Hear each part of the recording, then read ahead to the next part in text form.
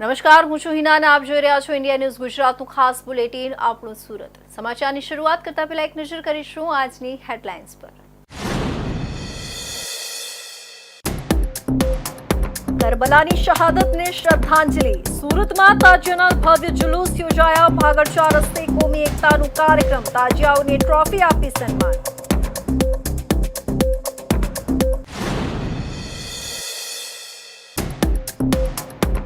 દરવાજા ટેનામેન્ટનું ખાતમુહૂર્ત. 200 કરોડના ખર્ચે રીડેવલપમેન્ટ પ્રોજેક્ટ. પરિવારોએ નવા ઘરના સપનાને મળ્યું સ્વરૂપ. સુવિધાઓથી સજ્જ ટેનામેન્ટ.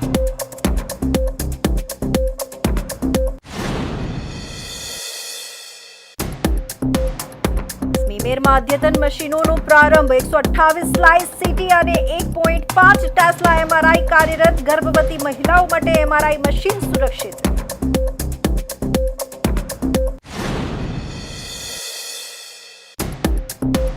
હજીરા પોર્ટમાં સ્ટીલ સ્લેગ રોડ. દેશનો પહેલો કોમર્શિયલ સ્લેગ રોડ. બાંધકામ ખર્ચમાં 40% ઘટાડો. વેસ્ટ ટુ વેલ્થનું ઉત્તમ ઉદાહરણ.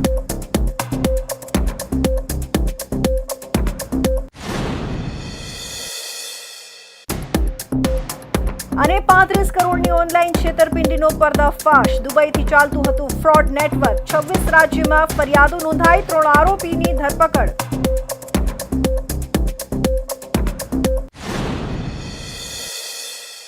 અને હવે જોઈશું સમાચાર વિસ્તારથી.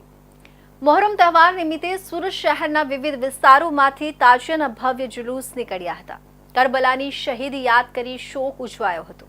ભાગળ 4 રસ્તે કોમી એકતાના મંચ પરથી અગ્રણી તાજિયાઓને સન્માનિત કરવામાં આવ્યા હતા. અહીં હિન્દુ મુસ્લિમ ભાઈચારાનું સુંદર ચિત્ર ઊભું થયું હતું. મોહરમ ઇસ્લામી વર્ષનો પહેલો મહિનો છે અને સમગ્ર વિશ્વમાં આ મહિનો હઝરત ઇમામ હુસૈન અને કરબલાના શહીદોની યાદમાં શોકના તહેવાર તરીકે મનાવવામાં આવે છે. ઇમામ હુસૈન, જેઓ હઝરત મોહમ્મદ સાહેબના નાતી હતા, તેઓએ સત્ય અને ન્યાય માટે કરબલાની જંગમાં પોતાનું સર્વસ્વ ન્યોછાવર કરી દીધું હતું. આજથી આશરે 1400 વર્ષ પહેલા ઈરાકના કરબલા મેદાનમાં ઇમામ હુસૈન તથા તેમના 72 સાથીઓને યજીદના સેના દ્વારા પિયાસા રાખીને ક્રૂરતાપૂર્વક શહીદ કરવામાં આવ્યા હતા. મોહરમ દરમિયાન વિશેષ કરીને 10મો દિવસ, જેને યૌમે આશુરા કહે છે, ખૂબ જ મહત્વપૂર્ણ છે. આ દિવસે હઝરત ઇમામ હુસૈનની શહીદીનું સ્મરણ કરવામાં આવે છે. 6 જુલાઈના રોજ સમગ્ર દેશમાં તથા ગુજરાતના અનેક શહેરોમાં તાજિયાના જુલુસ નીકળ્યા હતા. તેનો પહેલો ભાગ 5 જુલાઈની રાત્રે કતલની રાત તરીકે મનાવવામાં આવ્યું હતું, જે કરબલાની તિરસ્કારપૂર્ણ ઘટનાઓ અને દુઃખદ યાતનાઓનું સ્મરણ કરાવે છે. મોહરમ તહેવાર નિમિત્તે દર વર્ષની જેમ પરંપરા મુજબ આ વર્ષે પણ સુરત શહેરમાં તાજિયાઓનું જુલુસ શહાદતની રાત્રિએ સુરત કોટ વિસ્તારના તાજિયાઓ ઝાંપા બજાર ખાતે એકત્રિત થયા હતા. ઝાંપા બજારમાં શહેરના પોલીસ કમિશનર અનુપમસિંહ ગેહલોત એ નારિયેલ ફોડી ઝાંપા બજારથી શરૂઆત કરાવી હતી, જેમાં પોલીસ વિભાગના ઉચ્ચ અધિકારીઓ અને માજી મેયર કબીર પીરઝાદા હાજર રહ્યા હતા. તાજિયા કમિટી દ્વારા સર્વે મહેમાનોને બુકે આપી સ્વાગત કરવામાં આવ્યું હતું અને પ્રથમ દ્વિતીય તાજિયાઓને ઇનામ આપી સન્માનિત કરવામાં આવ્યા હતા. શહાદતની રાત્રિએ તાજિયા જુલુસ ઝાંપા બજારથી મોતી ટોકીસ સિનેમા થઈ, મુંબઈ વાડ થઈ, નવાબ સાહેબને બંગલે, નવાબ સાહેબને તાજિયા દીદાર કરાવી પરત વાંસફોદા પુલથી પરત પોતાની થાનક પર પહોંચ્યા હતા. શહાદતની રાત્રિએ લિંબાયત, ઊન, ભેસ્તાન, રાંદેર વિસ્તારના તાજિયાઓ પોતપોતાના વિસ્તારમાં જ ફેરવવામાં આવ્યા હતા. યૌમે આશુરા તાજિયા ઠંડા થવાનું મુખ્ય જુલુસ રવિવારે કાઢવામાં આવ્યું હતું. સમગ્ર સુરતના તાજિયા રાજમાર્ગ ઉપરથી નીકળ્યા હતા. લિંબાયત, સલાબતપુરા, મહિદરપુરાના તાજિયા વાંસફોડા પુલથી ઝાંપા બજાર થઈ ટાવરથી ભાગળ 4 રસ્તે પહોંચ્યા હતા. ઊન, ભેસ્તાન, ઉધનાથી નવસારી બજાર અને નાનપુરા, ગોપીપુરાના તાજિયા પણ નવસારી બજારથી કોટ સફીલ રોડ થઈ ભાગળથી રાજમાર્ગ પર તાજિયા જુલુસમાં જોડાયા હતા. સૈયદપુરા ચોક, લાલગેટ વિસ્તારના તાજિયા હરિપુરા, રૂવાડા ટેકરા થઈ ભાગળ 4 રસ્તેથી રાજમાર્ગે જોડાયા હતા. ભાગળ 4 રસ્તે કોમી એકતાનો મહાકાર્યક્રમ યોજાયો હતો, જેમાં જુલુસમાં સૌથી વહેલા આવનારા 10 તાજિયાને શહેરના મહાનુભાવો દ્વારા સન્માનિત કરવામાં આવ્યા હતા. આ અવસરે મેયર દક્ષેશ માવાણી, હિન્દુ મિલન મંદિરના સંત સ્વામી અબરીશાનંદજી મહારાજ, કેન્દ્રીય મંત્રી CR પાટીલ, સાંસદ મુકેશ દલાલ, પોલીસ કમિશનર અનુપમસિંહ ગેહલોત, માજી મેયર કદીર પીરઝાદા, પદ્મશ્રી યઝદી કરંજિયા, ધારાસભ્ય અરવિંદ રાણાના હસ્તે ટ્રોફી આપવાનો કોમી એકતાનો કાર્યક્રમ યોજાયો હતો. તાજિયા જુલુસ ભાગળ 4 રસ્તાથી, રાજમાર્ગથી, જૂની લાલગેટ ચોકીથી, ક્રાઉન ડેરી થઈ, મુગલીસરાય SMC થઈ, IP મિશન સ્કૂલ, વરિયાવી બજારથી હોળી બંગલા પહોંચ્યા હતા. અહીં તાજિયા ઠંડા કરવામાં આવ્યા હતા. સુરતના માન દરવાજા વિસ્તારમાં રહેતા અનેક પરિવારો માટે આજે મહત્વપૂર્ણ દિવસ રહ્યો. કેન્દ્રીય જળ શક્તિ મંત્રી CR પાટીલે અહીં 1312 ટેનામેન્ટ તથા અન્ય માળખાગત સુવિધાઓના રીડેવલપમેન્ટ કાર્યનું ખાતમુહૂર્ત કર્યું. આ 200 કરોડના પ્રોજેક્ટ અંતર્ગત ટેનામેન્ટ ઉપરાંત ફાયર સ્ટેશન, શાળા, આંગણવાડી અને શોપિંગ સેન્ટર જેવી આવશ્યક સુવિધાઓ વિકસાવવામાં આવશે. કેન્દ્રીય જળશક્તિ મંત્રી CR પાટીલે સુરતના માન દરવાજા ખાતે 1312 ટેનામેન્ટ, ફાયર સ્ટેશન, નગર પ્રાથમિક શાળા તેમજ આંગણવાડી સહિતના નવીનીકરણના કામોનું ખાતમુહૂર્ત કર્યું હતું. રાજ્ય સરકારની જાહેર આવાસોના પુનઃ વિકાસ યોજના અંતર્ગત માન દરવાજા ખાતે અંદાજે 200 કરોડ રૂપિયાના ખર્ચે રહેણાંક ટેનામેન્ટના રીડેવલપમેન્ટ સહિત 117 દુકાનો ધરાવતું શોપિંગ સેન્ટર, 40 સ્ટાફ ક્વાર્ટર્સ અને 2 ઓફિસ સહિતનું ફાયર સ્ટેશન પણ તૈયાર કરાશે. આ પ્રસંગે કેન્દ્રીય મંત્રીએ નવું ઘર મેળવનારા તમામ પરિવારોને અભિનંદન પાઠવતા જણાવ્યું કે માન દરવાજા ટેનામેન્ટના નવીનીકરણ સાથે અનેક પરિવારોની વર્ષો જૂની સમસ્યાનો અંત આવશે. હાલ કરતાં 40% વધારાની જગ્યા સાથે તૈયાર થનારું સપનાનું નવું ઘર ટેનામેન્ટના પરિવારો માટે બમણી ખુશી આપશે. આશરે 1.5 થી 2 વર્ષમાં જ અનેક પરિવારોનું નવા ઘરનું સ્વપ્ન સાકારિત થશે. સાથે જ દરેક પરિવારોને દર મહિને 7,000નું ભાડું મળશે, જે તેમને આર્થિક પીઠબળ આપશે. તેમજ અનેક સુવિધાઓ સાથેનું નવું મકાન ભવિષ્યમાં લાંબા સમય મજબૂત રહે તે રીતે તૈયાર કરવામાં આવશે. આ પ્રસંગે ધારાસભ્ય સંગીતા પાટીલે જણાવ્યું કે ઘણા વર્ષોથી મુશ્કેલી ભોગવી રહેલા પરિવારોની સમસ્યાનો અંત આવ્યો છે. સરકાર સ્થાનિક પ્રશાસનના થાક પ્રયત્નોથી આ પ્રોજેક્ટમાં મોટું ઘર, શોપિંગ સેન્ટર, શાળા anganwadi, solar light, rain water harvesting garden તેમજ ડ્રેનેજ સુવિધા સહિતની આધુનિક સુવિધાઓથી સજ્જ ઘરો નિર્માણ પામશે. આમ તો ટેન્ડરમાં 3 વર્ષનો સમયગાળો છે, પણ 1.5 થી 2 વર્ષની અંદર જ તમને મકાન આપવા માટે તેમણે નિર્ધાર કર્યો છે. અને કોઈ આગળ નહીં આવતો હતું ત્યારે એ આગળ આવ્યા. એવા જેમને કોન્ટ્રાક્ટ મળ્યા છે એવા અનિલભાઈ રોંગટાજી, અહીં ઉપસ્થિત સૌ કોર્પોરેટરશ્રીઓ, ટેનામેન્ટના સૌ ભાઈઓ અને બહેનો, આપ સૌને પ્રણામ, આપ સૌને વંદન. જેટલી ખુશી તમને બધાને છે એનો બધાનો સરવાળો કરો એટલી ખુશી મને પણ છે. હું પણ આ ટાઈપ ટેનામેન્ટની અંદર 3 વર્ષ રહ્યો છું. એ પણ ભાડાના મકાનમાં રહ્યો છું. એની તકલીફો મને ખબર છે. અને અહીંયા રહેતો ત્યારે કલ્પના પણ નહોતી કે આ ટેનામેન્ટને તોડીને નવા બનાવવા માટેની કામની જવાબદારી લેવી પડશે, એમાં સફળતા પણ મળશે, એ કલ્પના નહોતી. વર્ષો સુધી અડચણો ભોગવેલા પરિવારો માટે આ નવી શરૂઆત આશાજનક બની છે. માત્ર નવું ઘર નહીં, પરંતુ વિવિધ આધુનિક સુવિધાઓ સાથે જીવન સ્તર સુધારવાનો પણ આ પ્રયાસ છે. સરકારના સહયોગ અને વહીવટી તંત્રની કામગીરી દ્વારા આવો રીડેવલપમેન્ટ પ્રોજેક્ટ શહેરના અન્ય વિસ્તારો માટે પણ પ્રેરણા બની શકે છે. સુરતની સ્મીમેર હોસ્પિટલમાં આરોગ્ય સેવાઓને વધુ આધુનિક બનાવતા મહત્વપૂર્ણ પગલાં ભરવામાં આવ્યા છે. કેન્દ્રીય જળ શક્તિ મંત્રી CR પાટીલે અહીં 11 કરોડ 44 લાખના ખર્ચે સ્થાપિત 128 સ્લાઇસ સિટી સ્કેન મશીન અને 1.5 ટેસ્લા MRI મશીનનું લોકાર્પણ કર્યું. નવા યંત્રો ઇમરજન્સી કેસોમાં ઝડપી અને ચોકસાઈભર્યું નિદાન સુનિશ્ચિત કરશે. સાથે સાથે વિદ્યાર્થીઓ માટે પણ આ મશીનો પ્રેક્ટિકલ તાલીમનો મોટો સ્ત્રોત બનશે. CR પાટીલે SMC સંચાલિત સ્મીમેર હોસ્પિટલ ખાતે 11,44,00,000 ખર્ચે કોટક મહિન્દ્રા બેંક લિમિટેડ દ્વારા CSR હેઠળ ફાળવવામાં આવેલા 128 સ્લાઇસ સીટી સ્કેન મશીન અને 1.5 ટેસ્લા મશીન સહિતની અદ્યતન સુવિધાઓનું લોકાર્પણ કર્યું હતું. 128 સ્લાઇસ સીટી સ્કેન મશીન ખૂબ જ ઓછા સમયમાં શરીરનું સંપૂર્ણ સ્કેન કરી શકે છે, જે ઇમરજન્સી કેસોમાં અત્યંત ઉપયોગી છે, અને કાર્ડિયાક સ્કેનિંગ તથા કોરોનરી આર્ટરીનું સીટી સ્કેન પણ કરી શકે છે. આ મશીન ફાસ્ટ સ્કેનિંગને કારણે ઓછું રેડિયેશન બહાર પાડે છે, જે બાળકો માટે આશીર્વાદરૂપ છે.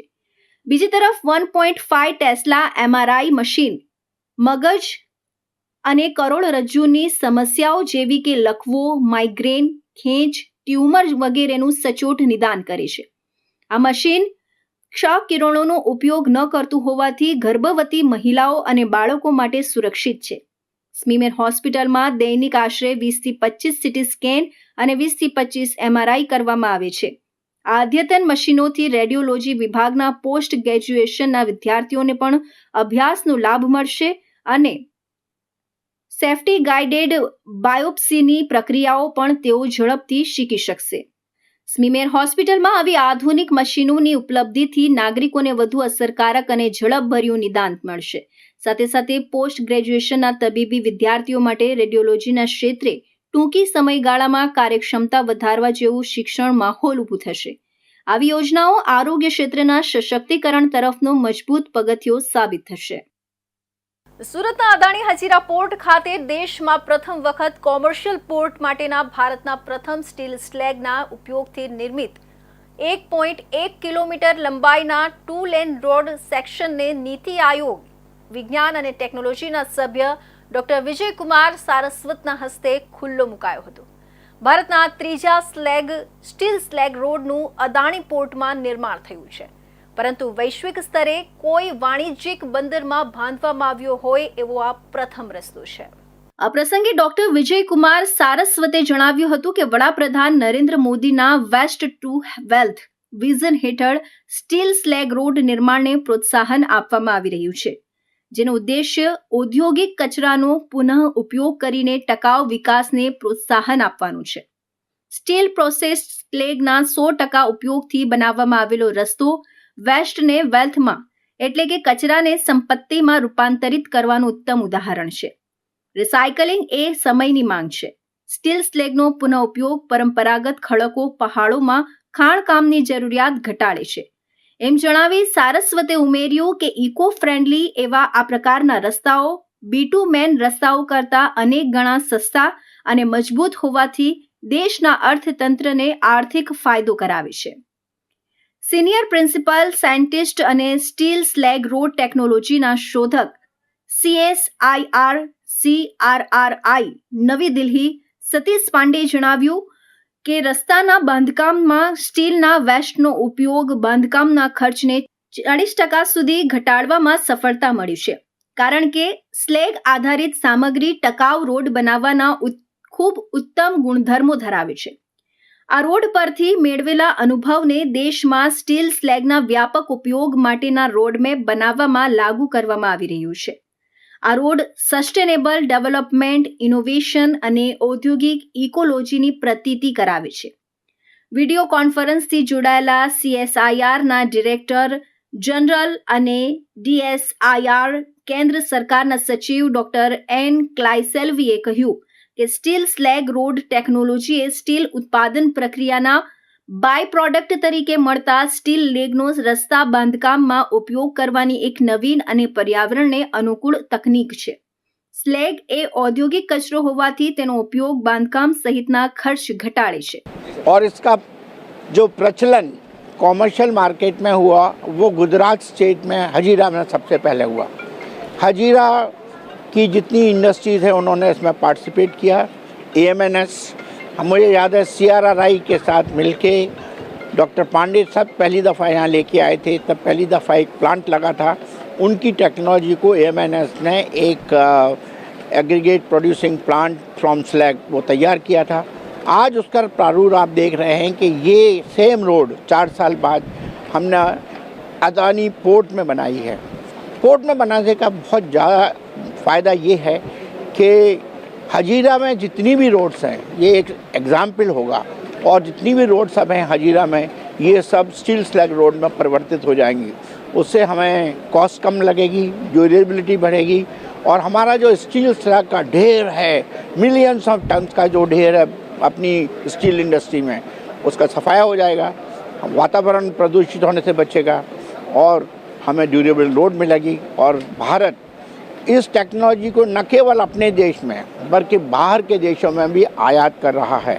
કોર્પોરેટ અફેર્સ હેડ ભાવેશ ડોંડાએ સ્વાગત પ્રવચન કરી સ્ટીલ સ્લેગ રોડની વિગતો આપી કહ્યું કે રસ્તો મલ્ટીપર્પઝ બર્થ MPB1 ને કોલસા યાર્ડ સાથે જોડે છે। આ રોડ વૈજ્ઞાનિક અને ઔદ્યોગિક સંશોધન પરિષદ, સેન્ટ્રલ રોડ રિસર્ચ ઇન્સ્ટિટ્યૂટ અને કેન્દ્રીય વિજ્ઞાન અને ટેકનોલોજી મંત્રાલયના સહયોગથી વિકસાવવામાં આવ્યું છે।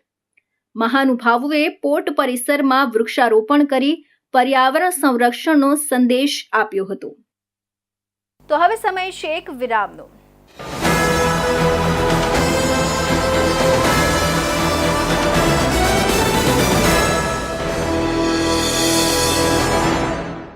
મુદ્દાઓ છે દેશના, પેનલ પર થશે ચર્ચા, વાતમાં થશે સ્પષ્ટ સંવાદ। અમે લાવીએ છીએ તમારા પ્રશ્નોને મંચ પર।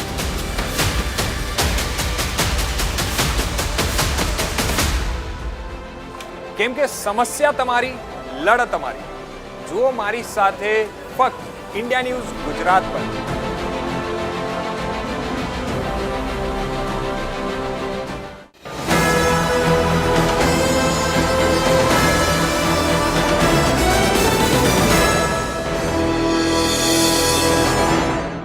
વિરામ બાદ ફરી આપ સૌનું સ્વાગત છે। સુરતમાં શેર બજારમાં ઊંચા વળતરની લાલચ આપીને કરોડો રૂપિયાની છેતરપિંડી આચરતી એક આંતરરાષ્ટ્રીય સાયબર ફ્રોડ ગેંગનો સુરત શહેર સાયબર ક્રાઇમ સેલે પર્દાફાશ કર્યો છે। આ ગેંગે 235 કરોડથી વધુના બેંક ટ્રાન્ઝેક્શન અને અંદાજિત 100 કરોડના આંગળીયા વ્યવહાર દ્વારા લોકોને શિકાર બનાવ્યા હોવાનું સામે આવ્યું છે। પોલીસ તપાસમાં આ છેતરપિંડીનો વ્યાપ એટલો મોટો છે કે જે બેંક એકાઉન્ટ મળ્યા છે એની સામે દેશભરના 26 રાજ્યોમાં ગેંગ વિરુદ્ધ ફરિયાદો નોંધાઈ છે। અઠગ ગેંગ આઈવી ટ્રેડ, ઇનોવેટિવ ટ્રેડ અને સ્કાય ગ્રોથ વેલ્થ મેનેજમેન્ટ જેવી બોગસ કંપનીઓ ઊભી કરીને લોકોને શેર બજારમાં રોકાણ કરવાથી અકલ્પનીય વળતર મળશે એવી લોભામણી વાતો કરતી હતી। તેઓ રોકાણકારોને દર મહિને 7% થી 11% જેટલું આકર્ષક રિટર્ન આપવાની લાલચ આપતા। આ સ્કીમમાં ઓછામાં ઓછા 18 મહિના સુધી રોકાણ કરવું ફરજિયાત હતું। દુબઈથી નેટવર્ક ચાલતું હતું। કુલ 11,000 લોકો સ્કીમ સાથે જોડાયેલા છે। આ છેતરપિંડીનો મૂળભૂત પાયો multi level marketing MLM pyramid scheme પર આધારિત હતો, જે ગ્રાહકો અન્ય નવા ગ્રાહકોને આ કંપનીમાં રોકાણ કરવા માટે આકર્ષિત કરતા। તેમને કંપની તરફથી તેમના રેન્ક મુજબ બોનસની લાલચ આપવામાં આવતી। સુરત સાયબર ક્રાઇમ સેલ દ્વારા ગત તારીખ 21 જૂનના રોજ VIP સર્કલ પાસે ઉત્તરાણ સુરત શહેર ખાતે આવેલી આઈવી ટ્રેડ, ઇનોવેટિવ ટ્રેડની office number 914 building B Pragati IT park પર ખાનગી બાતમીના આધારે દરોડો પાડવામાં આવ્યો હતો। આ રેડ દરમિયાન ગુનાહિત પ્રવૃત્તિઓ જણાતા રાજકોટ ખાતે શીતલ પાર્ક ચોક 150 ફૂટ રિંગ રોડ પર આવેલી સ્કાય ગ્રોથ વેલ્થ મેનેજમેન્ટની ઓફિસ નંબર 1123 11મા માળ 10 સ્પાયર 2 પર પણ દરોડો પાડવામાં આવ્યો। આ તપાસના આધારે સાયબર ક્રાઇમે the prize chit money circulation scheme, banning એક્ટની કલમ 456 તથા IT એક્ટની કલમ 66D હેઠળ ગુનો નોંધી કાયદેસરની કાર્યવાહી હાથ ધરી। પોલીસે આ કેસમાં અત્યાર સુધીમાં 3 મુખ્ય આરોપીની ધરપકડ કરી છે, જેમાં ડેનિસ ઉર્ફે હેમલ નવીનચંદ્ર દયાલાલ ધાનક, જયસુખભાઈ રામજીભાઈ જાદવભાઈ પટોડિયા, यश कुमार कालूभाई रामजीभाई पटोडिया सामेल है। साइबर क्राइम सेल द्वारा एक 21/6/2025 रोज उत्तरायण में एक इनोवेटिव ट्रेडिंग आईवी ट्रेड तरीके जो ओळखाय है Pragati park Pragati IT park VIP circle પાસે ત્યાં એક સાયબર ક્રાઇમ દ્વારા રેડ કરવામાં આવી હતી અને આ રેડ દરમિયાન ત્યાં આઈવી ટ્રેડ અલ્પેશ વઘાસિયા, વિશાલ દેસાઈ અને જરીન ગોસ્વામી દ્વારા ચલાવવામાં આવ્યું હતું. આ લોકો આઈવી ટ્રેડ અને એક રાજકોટની સ્કાય ગ્રોથ વેલ્થ મેનેજમેન્ટ આ બંને બધા મળી અને લોકોને, ભારતીય નાગરિકોને ખૂબ જ પૈસા ઇન્વેસ્ટ કરાવીને ખૂબ જ ઊંચા વળતરના આશાએ એમની પાસેથી લાખો રૂપિયાનું રોકાણ કરાવવામાં આવતું હતું અને આ પૈસાનો એ લોકો એમની સાથે છેતરપિંડી કરવામાં આવતી હતી. એક મલ્ટી લેવલ માર્કેટિંગ MLM જેવી આ રોકાણની એક સ્કીમ હતી અને આમાં ખૂબ જ મોટા પ્રમાણમાં ટ્રાન્ઝેક્શનો મળી આવ્યા હતા, જેમાં 7% લઈ 11% જેટલું મંથલી વળતર, એટલે કે માનો કે તમે ₹1 લાખ રોકો છો તો તમને એક વર્ષમાં 84,000 એટલે 100% રિટર્ન્સ અને બીજો 11% એટલે કે 125% જેટલાથી ઉપર તમને રિટર્ન્સ દર મહિને આ લોકો આપતા હતા. પોલીસ તપાસ દરમિયાન મળી આવેલા બેંક એકાઉન્ટ્સના આધારે national cyber crime reporting portal પર તપાસ કરતા આશ્ચર્યજનક વિગતો સામે આવી. આ બેંક એકાઉન્ટ્સ પર દેશના 26 જેટલા રાજ્યોમાં ફરિયાદો નોંધાઈ છે. આરોપીઓના વિવિધ બેંક ખાતામાં કુલ 235 કરોડના ટ્રાન્ઝેક્શનો થયા હોવાની હકીકત જણાઈ આવી છે. આ ઉપરાંત આંગડિયા મારફત આશરે 100 કરોડની આસપાસના નાણાકીય વ્યવહારો પણ મળ્યા છે. આ લોકો મોટે પાયે છેતરપિંડી કરતા હોવાનું સ્પષ્ટ થયું છે. સચિન GIDC વિસ્તારમાં લક્ષ્મી વિલા ગેટ નંબર 2 પાસે એક ગંભીર અકસ્માતની ઘટના સામે આવી છે, જેમાં માલ લોડ કરતી વખતે એક ટ્રક અચાનક નજીકના નાળામાં ખાબકી પડ્યું હતું. આ ઘટનામાં રસ્તા પર ઊભેલી એક કાર અને બાઇકને ભારે નુકસાન થયું છે. અકસ્માત બાદ ઘટના સ્થળે અફરાતફરીનો માહોલ સર્જાયો હતો અને સ્થાનિક લોકો તેમજ પોલીસ ઘટના સ્થળે પહોંચી હતી. આ ઘટનાએ સચિન GIDCના રસ્તાઓ અને નાળાની કામગીરીની ગુણવત્તા પર ગંભીર સવાલો ઊભા કર્યા છે. સચિન GIDCના લક્ષ્મી વિલા ગેટ નંબર 2 નજીક આવેલી એક દુકાનની બહાર ટ્રક ચાલક માલ લોડ કરી રહ્યો હતો. આ દરમિયાન ટ્રક અચાનક નિયંત્રણ ગુમાવીને રસ્તાની બાજુમાં આવેલા ખુલ્લા નાળામાં ખાબકી પડ્યું. ટ્રકનું આગળનો ભાગ નાળામાં ફસાઈ ગયું, જ્યારે તેનો પાછળનો ભાગ રસ્તા પર ઊભેલી એક કાર અને બાઇક પર પડ્યો. આના કારણે કારનો આગળનો ભાગ અને બાઇકનો નોંધપાત્ર ભાગ નુકસાન પામ્યો. સદનસીબે આ ઘટનામાં કોઈ જાનહાનિ થઈ નથી, પરંતુ વાહનોના નુકસાનથી સ્થાનિક વેપારીઓ અને રાહદારીઓમાં નારાજગી જોવા મળી. આ ઘટના બાદ સ્થાનિક વેપારીઓ અને રહેવાસીઓએ સચિન GIDCના રસ્તાઓ અને નાળાઓની દુર્દશા પર ગંભીર આક્ષેપો કર્યા છે. ઘટનાની જાણ થતાં સચિન પોલીસ સ્ટેશનની ટીમ ઘટના સ્થળે પહોંચી હતી અને ટ્રકને નાળામાંથી બહાર કાઢવાની કામગીરી શરૂ કરી હતી. ક્રેનની મદદથી ટ્રકને બહાર કાઢવામાં આવ્યું અને નુકસાન પામેલા વાહનોની તપાસ શરૂ કરવામાં આવી. પોલીસે ટ્રક ચાલક સામે પ્રાથમિક તપાસ શરૂ કર્યું છે, જેમાં ટ્રકની સ્થિતિ, ચાલકની બેદરકારી કે રસ્તાની ખરાબ સ્થિતિ આ ઘટના માટે જવાબદાર હતી તેની તપાસ કરવામાં આવશે. આ ઘટનાએ સચિન GIDCના ઇન્ફ્રાસ્ટ્રક્ચર અને જાળવણી પર ગંભીર સવાલો ઊભા કર્યા છે. સચિન GIDC એક મહત્વનું ઔદ્યોગિક કેન્દ્ર છે કે જ્યાં દરરોજ હજારો ટ્રક અને ભારે વાહનોની અવરજવર થાય છે. જોકે ખુલ્લા નાળાઓ, રસ્તાઓની નબળી ડિઝાઇન અને જાળવણીના અભાવે આવી ઘટનાઓ વધી રહી છે. ગુજરાત ઇન્ડસ્ટ્રીયલ ડેવલપમેન્ટ કોર્પોરેશન GIDCના અધિકારીઓએ આ મુદ્દે હજુ સુધી કોઈ સત્તાવાર નિવેદન આપ્યું નથી, પરંતુ સ્થાનિક ઉદ્યોગપતિઓ અને વેપારીઓએ આવી ઘટનાઓ રોકવા માટે તાત્કાલિક પગલાંની માંગ કરી છે. આ અકસ્માતે એકવાર ફરીથી સચિન GIDCના ઇન્ફ્રાસ્ટ્રક્ચરની ખામીઓને ઉજાગર કરી છે. રસ્તાઓની જાળવણી, નાળાઓનું યોગ્ય આવરણ અને નિયમિત નિરીક્ષણ જેવા પગલાં લેવામાં ન આવે તો આવી ઘટનાઓ ભવિષ્યમાં પણ ચાલુ રહેવાની શક્યતા છે. સ્થાનિક તંત્ર અને GIDC દ્વારા આ ઘટનાને ગંભીરતાથી લઈને તાત્કાલિક સુધારાત્મક પગલાં લેવાની જરૂર છે, જેથી આવી ઘટનાઓ ફરીથી ન બને અને ઔદ્યોગિક વિસ્તારમાં કામ કરતા લોકોની સલામતી સુનિશ્ચિત થાય. સુરતના ભેસ્તાન સ્ટેશન વિસ્તારમાં ફરી એકવાર લુખ્ખા તત્વોનો આતંક જોવા મળ્યો છે. બાટલી બોય પાસેના ઝોટા હાઉસ નજીક એક ચાના ગલ્લા પર આ તત્વોએ ચા અને સિગરેટ લીધા બાદ પૈસા આપવા ઇનકાર કરતા દુકાનદાર પર હુમલો કર્યો હતો. આ અચાનક ઘટનાઓથી વિસ્તારમાં હડકંપ સર્જાયો હતો. હવે જોવાનું એ છે કે પોલીસ આ તત્વો સામે કેવી કાર્યવાહી કરે છે. સુરતના ભેસ્તાન સ્ટેશન વિસ્તાર ફરી એકવાર લુખ્ખા તત્વોની ઉશ્કેરણીજનક વધતી જતી દાદાગીરીને કારણે ચર્ચામાં છે. બાટલી બોય પાસે આવેલા ઝોટા હાઉસ નજીક એક ચાના ગલ્લા પર કેટલાક યુવાનોએ તોફાની કરતૂતને અંજામ આપી હતી. મળતી માહિતી મુજબ આરોપી તત્વોએ ચા અને સિગરેટ પીધા બાદ તેના પૈસા આપવા ઇનકાર કર્યો હતો અને પૈસા માંગતા જ દુકાનદાર પર હુમલો કરી દીધો હતો. આ અચાનક હુમલાથી વિસ્તારમાં હડકંપ મચી ગયો હતો અને દુકાનદારની મદદ માટે આસપાસના લોકોએ દોડી આવવું પડ્યું હતું. દુકાનદાર સાથે મારામારી થતા લુખ્ખા તત્વોએ દુકાનનો સામાન પણ તોડફોડ કર્યો હોવાનું પ્રાથમિક તપાસમાં ખુલ્યું છે. ઘટનાની જાણ થતાં પોલીસ ઘટના સ્થળે પહોંચી હતી અને આ મામલે વધુ કાર્યવાહી શરૂ કરી હતી. સ્થાનિકો દ્વારા એવી પણ માંગ ઉઠી રહી છે કે આ પ્રકારના લફંગા તત્વો સામે કડક પગલાં લેવામાં આવે, જેથી ભવિષ્યમાં આવી દાદાગીરીના પુનરાવર્તિત થાય નહીં. હવે જોવાનું એ રહ્યું કે બેસતા પોલીસે આ લુખ્ખા ટપોરી તત્વો સામે શું કાનૂની પગલાં ભરે છે અને હુમલાની જવાબદારી નક્કી કરીને ગુનાખોરી અટકાવશે કે નહીં.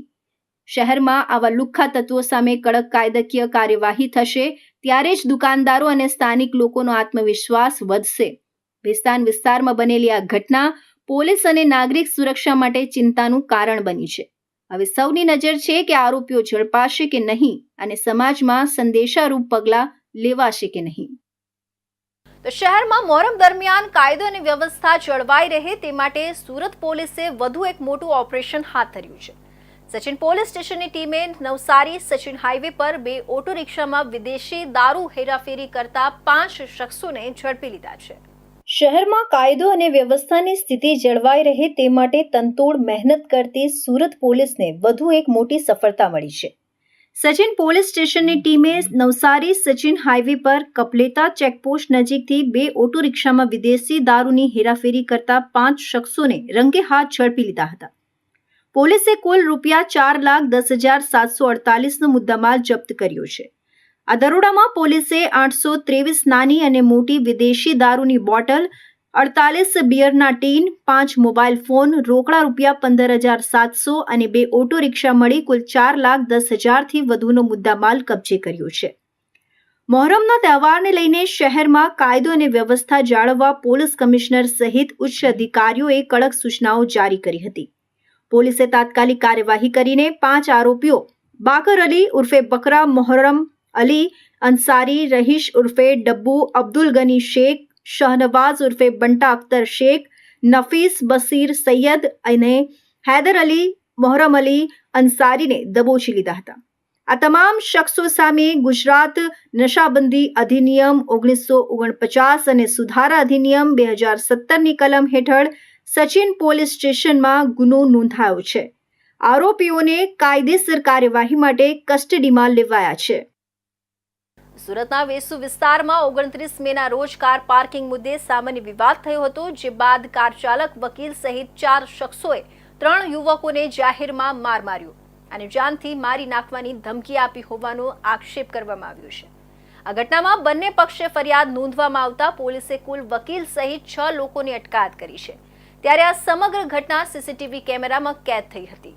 વેસુ પોલીસ પાસેથી મળતી માહિતી અનુસાર સગ્રામપુરા દેસાઈ શેરીમાં રહેતા ફેનિલ પટેલ 29 મેના રોજ રાત્રે તેના મિત્ર હર્ષ સાથે બાઇક પર કામ અર્થે જઈ રહ્યો હતો.